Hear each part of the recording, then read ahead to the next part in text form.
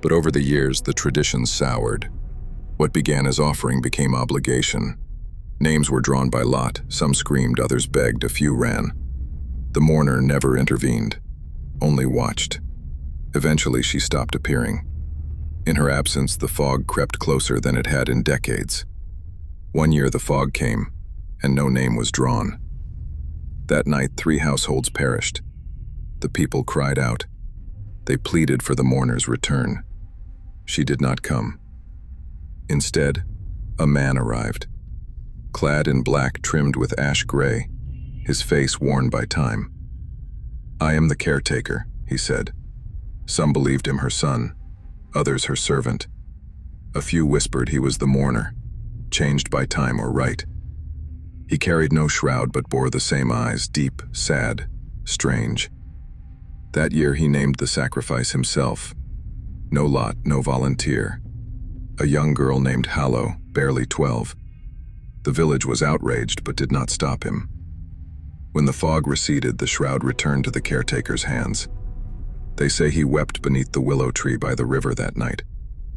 In the days that followed Hallow's sacrifice, the villagers built a chapel on the very spot where the stone and shroud had stood, the heart of the village, marking the ritual's final resting place, a sacred center born of sacrifice and memory. Moved by grief and reverence, the village renamed itself St. Hallowmere, in memory of the girl who became their sacrifice, and the river that forgets. Each year since, the bell tolls 3 times, the first at dusk, the second at midnight, and the final at the hour of offering. On that day, all are commanded to stay inside, not just for tradition but for survival. For the shrouding is no mere ceremony. It is a grim reenactment of the horror that once swept Hallowmere.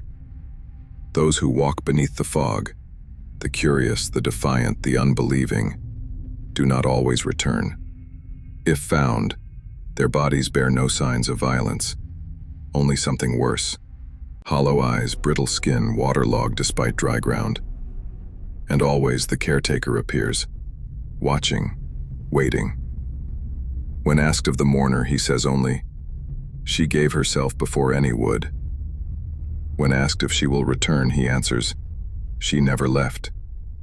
And if you listen closely during the shrouding, past the fog, past the bell, you might still hear her weeping. Beneath the willow, where the river forgets and the earth remembers.